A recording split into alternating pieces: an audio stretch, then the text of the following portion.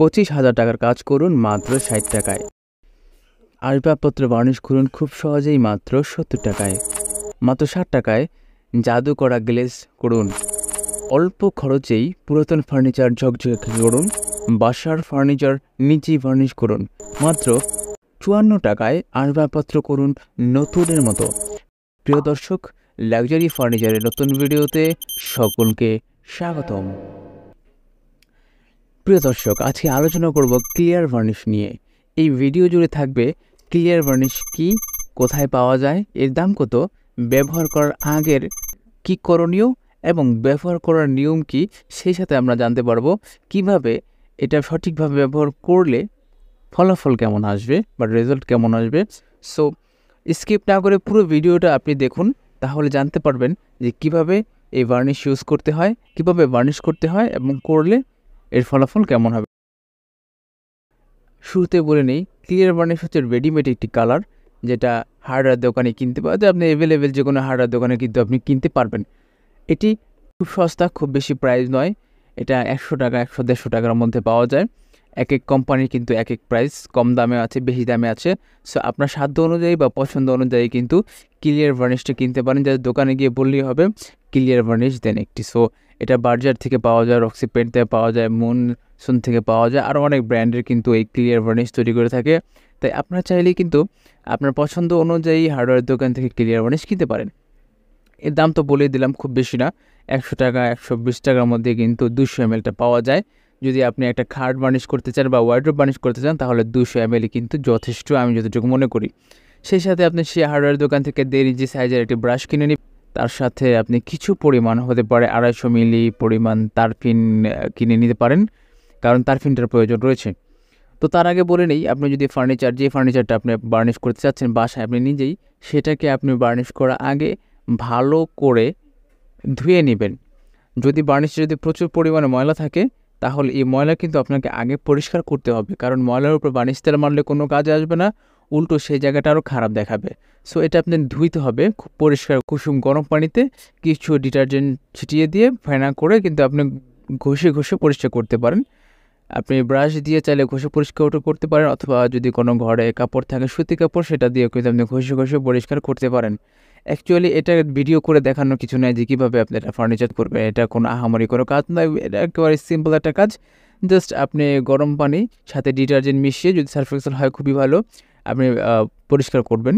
পরিষ্কার করে এটা পানিতে ধুয়ে নেবেন।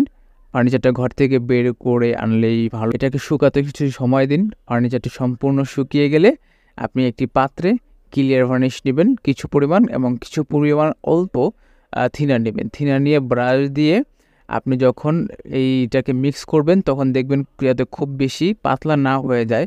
ক্লিয়ার ভার্নিশ একটু ঘন হয়ে থাকে, সেটাকে কিছু পরিমাণ পাতলা করার জন্যই কিন্তু থিনার বা তারফিনটা দেওয়া হয়। আপনি থিনারও দিতে, তো আপনি দেখবেন যাতে ভার্নিশটা খুব বেশি পাতলা না হয়ে যায়। আর যদি বেশি ঘন হয়, তাহলে আবার দেখবেন একটা কৌটো আনলে 200 ml, তাহলে একটা খাট বা একটা ওয়ার্ড্রোব কিন্তু হবে না। সেক্ষেত্রে আপনার তারফিন বা থিনার মিক্স করতে হবে। আর 1 কোটে না মেরে 2 কোটে মারার চেষ্টা করবেন। একটা পাত্রে ভার্নিশ তেল নেবেন, কিছু থিনার নিয়ে একটু নাড়াচাড়া করে মিক্স করবেন।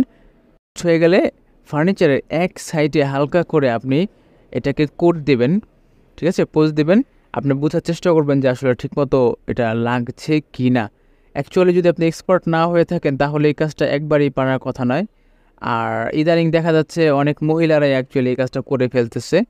তো এটা খুব বেশি কঠিন কোনো কাজ নয়, এটা আপনি পারবেন। সো আপনি হালকা করে এক সাইড থেকে এটা কোট দেওয়ার চেষ্টা করবেন।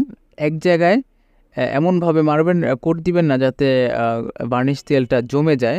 যাতে জমে না যায় ডিজাইনের ফাঁকে ফাঁকে, সেখানে আপনাকে ডিজাইনের ভাঁজে ঘুরিয়ে ঘুরিয়ে ব্রাশটি কিন্তু আপনাকে ব্রাশ দিয়ে আপনার বার্নিশটা করতে হবে। এটা আপনি কাপড় দিয়ে অনেকেই করে, কিন্তু কাপড় দিয়ে করার চেয়ে ব্রাশ দিয়ে করলে ভালো হয়। আপনি ব্রাশ দিয়ে ট্রাই করতে পারেন। আপনি ঘুরিয়ে ঘুরিয়ে পুরোটা ফার্নিচার আপনি প্রথমবার 1 কোটে শেষ করবেন, এবং 1 কোট শেষ হলে 40 থেকে 45 মিনিট পরে যখন সম্পূর্ণ শুকিয়ে যাবে, আপনি সেকেন্ড কোট দিবেন। সে একইভাবে কিছু তারপিন অথবা থিনার মিশিয়ে কিন্তু আপনি দ্বিতীয় কোটটা দিতে পারেন। তো দ্বিতীয় কোটটা দিলে তাও শুকানো সময় দিন, এবং আপনি দেখতে পাবেন যদি সব কিছু ঠিকঠাক থাকে, তাহলে কিন্তু আপনার খুব ভালো একটা রেজাল্ট পাওয়ার সম্ভাবনা কিন্তু থাকে এই ক্লিয়ার ভার্নিশ থেকে। তবে সবশেষে একটি কথা বলবো, ভিডিও বড় হয়ে যাচ্ছে। দেখুন, বার্নিশ, ক্লিয়ার বার্নিশ এটা রেডিমেডের বার্নিশ, কিন্তু শুরু থেকে বলেছি। তো অ্যাকচুয়ালি আপনি দেখবেন যারা প্রফেশনাল ফার্নিচারের দোকান আছে তারা কিন্তু ক্লিয়ার বার্নিশ খুব একটু ইউজ করে না, কারণ ক্লিয়ার বার্নিশের চেয়ে হাতে যে হ্যান্ড পলিশটা যেটা করে গালা অন্যান্য রং মিশিয়ে, সেটা কিন্তু একটা মাস্টার কালার হয়ে থাকে। তো এই জিনিসটা খেয়াল রাখবেন যে যারা অনেকেই ভিডিও বানিয়েছে এর আগে, আমি আপনাকে প্রথম যে কথাগুলো বলেছি যে মাত্র 54 টাকায় আসবাবপত্র করুন নতুনের মতো, মাত্র কয়েকটি উপকরণেই ফার্নিচার করুন ঝকঝকে চকচকে, তাই না? আর একজন তো লিখেই দিছে যে 25,000 টাকার কাজ করুন মাত্র 60 টাকায়। আসলে এইসব থাম্বনেল দেখে হুমড়ি খেয়ে পড়ছে সবাই। বার্নিশ করতে চান, সবচাইতে ভালো হয় একটা এক্সপার্ট বার্নিশ মিস্ত্রি দিয়েই বার্নিশ করা। এক্সপার্টের কাজ এক্সপার্টেরই করা উচিত। যদি আপনি এখন বার্নিশ তেল নিয়ে গেলেন, তার পিন বার্নিশ মিক্স করে মারলেন, কোট করে দিলেন, কিন্তু আপনার হইল না কাজটা, রঙটা ফেটে গেল।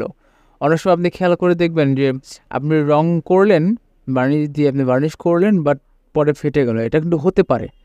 তাছাড়া সব মিলিয়ে আজকে আমি চেষ্টা করেছি আপনাদেরকে একটি ধারণা দেওয়ার জন্য কিভাবে বার্নিশ করবেন, আর এটি আমার অভিজ্ঞতা থেকেই বলছি। তবে সবশেষে বলবো যে বার্নিশ একজন মিস্ত্রিকে দিয়েই করানো ভালো। তাছাড়া ক্লিয়ার বার্নিশ করলেই তো কাজটা শেষ হয়ে যাবে না, কারণ ফার্নিচারটা যদি পুরনো হয় তাহলে জয়েন্ট ছেড়ে দেবে, তারপরে সেখানে ঘুণি ধরবে। এই জয়েন্টে ফাটা কে ঠিক করা বা ঘুণ পোকা হয়েছে সেটা পুটিং দিয়ে ঘুণ পোকার ওই ক্ষত জায়গাটা বা গর্তটা পূরণ করা, এগুলো আসলে মিস্ত্রির কাজ। একটা ক্লিয়ার বার্নিশের কৌটা এনেই কিন্তু আপনি একটা ফার্নিচারকে কমপ্লিট করে ফেলতে পারবেন না, কিছু কিছু জায়গা ডিফল্ট থেকেই যাবে। তো এই ছিল মূলত আজকের ভিডিও। আপনাদের কাছে একটা অনুরোধ থাকবে, যদি ভিডিওটি ভালো লেগে থাকে অবশ্যই সাবস্ক্রাইব করতে ভুলবেন না।